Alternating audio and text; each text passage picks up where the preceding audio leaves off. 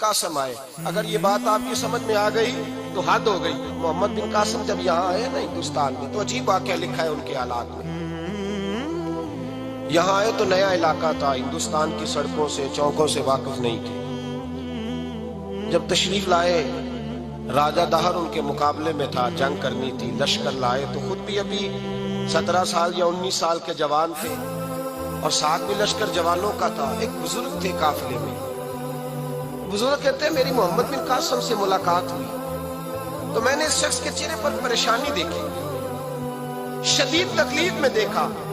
تو میں نے کہا جرنیل مسلمانوں کے تو کس پریشانی میں ہے؟ محمد بن قاسم کہنے لگے پریشانی یہ ہے کہ ہم عربی ہیں, یہ عجم کا علاقہ ہے, ہم تو رستوں سے بھی واقف نہیں. راجہ دہر سنا ہے بڑی فوج ہے, بڑی طاقت ہے, بہت پرانا یہاں کا رہنے والا ہے, چھوٹے چھوٹے مورچوں کا پتہ ہے, رستوں کا پتہ ہے, کیسے جنگ ہوگی, میں پریشان ہوں کہ مقابلہ کیسے ہوگا.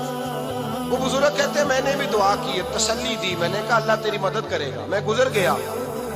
3-4 دن کے بعد ملاقات ہوئی تو میں نے محمد بن قاسم کے چہرے پر بڑی روشنی دیکھی, ہنستے اور مسکراتے دیکھا, توانائی دیکھی, وقار دیکھا, اطمینان اور سکون دیکھا.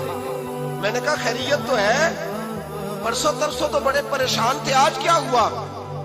اگر یہ بات سمجھ میں آ گئی میری ملت کے جوان کی, اگر یہ بات سمجھ میں آ گئی تو شاید اسے ڈھب اور سلیقہ آ جائے جینے کا, شاید یہ سمجھ جائے کہ میری توانائی کا راز کہاں ہے. کہنے لگے بھائی پرسوں ترسوں بڑے پریشان تھے, آج کیا ہوا؟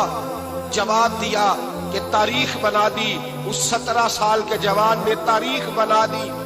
کہنے لگا میں بے فکر ہو گیا ہوں, راجہ دہر میرا مقابلہ نہیں کر سکتا, وہ 2 دن نہیں کھڑا ہو سکتا میرے سامنے. کا وجہ کیا ہے؟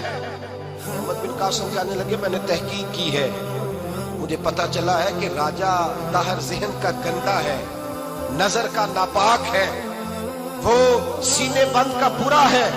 مجھے پتا چلا ہے وہ تو چچا داد بہن کو نہیں چھوڑتا, وہ تو خالہ داد پہ بری نظر رکھتا ہے. مجھے پتا چلا ہے کہ اس کے تو اپنے علاقے کی عورتیں اس کی نظر سے محفوظ نہیں ہیں. کہنے لگا جو گندی نظر کا جوان ہوتا ہے وہ کسی میدان میں نہیں ٹھہر سکتا. کہنے لگا میری 17 اور 19 سال کی جوانی ہے, مجھے قسم ہے گنبد خضرا کی, میں نے جب بھی دیکھا ہے یا مصطفیٰ کا درود دیکھا ہے یا رسول اللہ پہ نازل ہونے والا قرآن دیکھا ہے. میرا مقابلہ کیسے کرے گا, میرے مقابلے میں کیسے آئے گا؟ جو نظر کا گندا ہو, کردار کا ناپاک ہو, وہ کسی کے مقابلے میں آ سکتا؟ اور ملت کے جوان یاد رکھ, جب تک نظریں ناپاک ہوتی ہیں اس وقت تک وجود کمزور ہوتے ہیں. جب تک نظریں ناپاک ہوتی ہیں ارادوں میں دراڑیں ہوتی ہیں. جب نظریں ناپاک ہوتی ہیں پھر عقیدے متزلزل ہوتے ہیں. جب نظریں ناپاک ہوتی ہیں